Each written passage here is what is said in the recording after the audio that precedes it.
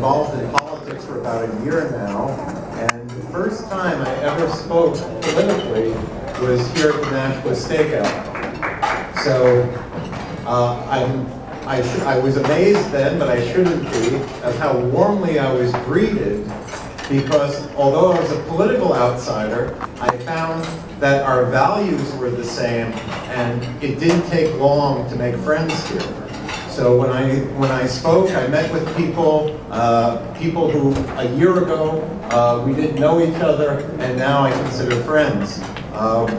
We were able to meet to talk about common interests. I picked up supporters from this group. Jack Tully here from Nashua. He must have seen I was like lost in the woods when I first showed up. A couple of prior Nashua mayors have been very supportive. So Bernie Streeter, Don Davidson, they've all been very, very good to me. And again, it may take a little longer thanking people than one usually does, but from somebody totally outside the political establishment, it's just been so heartwarming that this is what would happen. And there's a message here, because if we're going to keep prevailing, we need to bring new people in. And there are plenty of people out there, like myself, who share Republican conservative values, and if you would approach them, they would come to committee meetings, and that would ensure that we would be able to prevail, and when our principles are the ones that have always guided this country. And for now, especially when the media is against us, some circles, like in academic medicine where I come from, we don't even talk about being Republicans. We sort of avoid it. When I spoke with the Boston Globe, I was a whistleblower, they thought I was one of them until I spoke up. So I just wanted to say from the start that we can expand our base, and that's what we have to do, especially in a district where over half the district are so-called swing voters and independents, but the ones who take Republican ballots. Now, I'm running for a very specific reason. I want to restore accountability to government. I'm the one running who is a reformer with a proven record of taking on the special interests and bringing about real change for the people in New Hampshire. When I blew the whistle on corruption at the VA, I risked it all. I risked my medical license, I risked my career at the VA, which I ultimately did end up leaving, and I even risked imprisonment. Because if you don't think the government will come after you if you don't toe the line, just take a look at what's going on now in the news. So, I decided that something had to be done. And that moment came when I met with Ann Custer. And her first response was the VA wasn't in her district. For 18 years, I was taking care of veterans to the best of my ability. No one ever thought the VA was perfect or even well run. It's a government agency. It's the second largest bureaucracy in government. But I was able to make a difference. So that's why I stayed.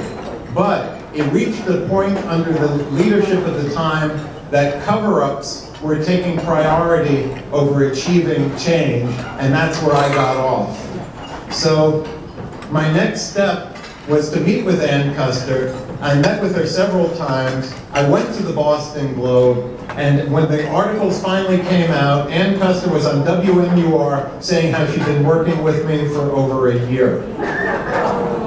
And it took a few more meetings, but I got the message and contacted the New Hampshire Republican Party.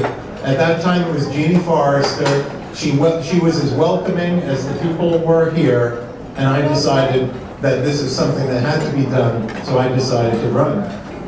With your help, I intend to blow the whistle on Washington, to end illegal immigration, to defend our constitutional rights, and to deliver more for our veterans. I feel we don't need more career politicians like Ann Custer. We need conservative outsiders who will work with the president to drain the swamp.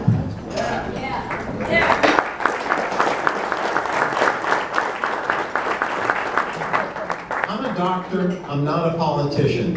Doctors have always been advocates for their patients, And once elected, I intend to be a staunch advocate for the people of the 2nd Congressional District. Now, a year ago, when I stood at the podium of the Nashua Stakeout, I said, illegal immigration was a national fiasco. We will never have an immigration policy while our borders remain porous. Well, we've gone from a fiasco to a national tragedy. If you don't believe me, just talk to the parents of Molly Tibbetts.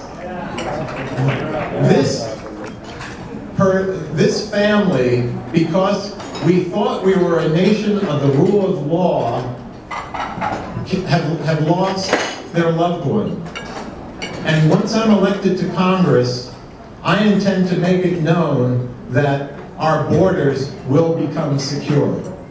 And if you don't think that I could do that, understand I'm not the only one. There are plenty of people, just like people who have Republican values that don't want to speak up, that will band together, just like we banded together at the VA to get rid of local management, the network management, and eventually the Secretary of the VA.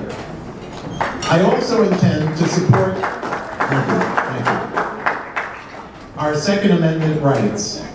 I said the other day on NHPR that these gun-free school zones should really be labeled homicidal maniac hunting preserves. And believe me, the people at NHPR got their attention at that point. Gun control is the death of 1,000 scratches, when in reality, we try to be reasonable and meet people halfway. Their response is really, they don't want guns in the United States. They brought out a retired Supreme Court justice who said the Second Amendment is a relic of the Constitution. Well, I shudder to think when they feel other parts of the Bill of Rights are equally as obsolete. This is a very important election. We have a president to support and a Constitution to defend, and that's why I'm up here. So I'm asking for your support on September 11th. Thank you.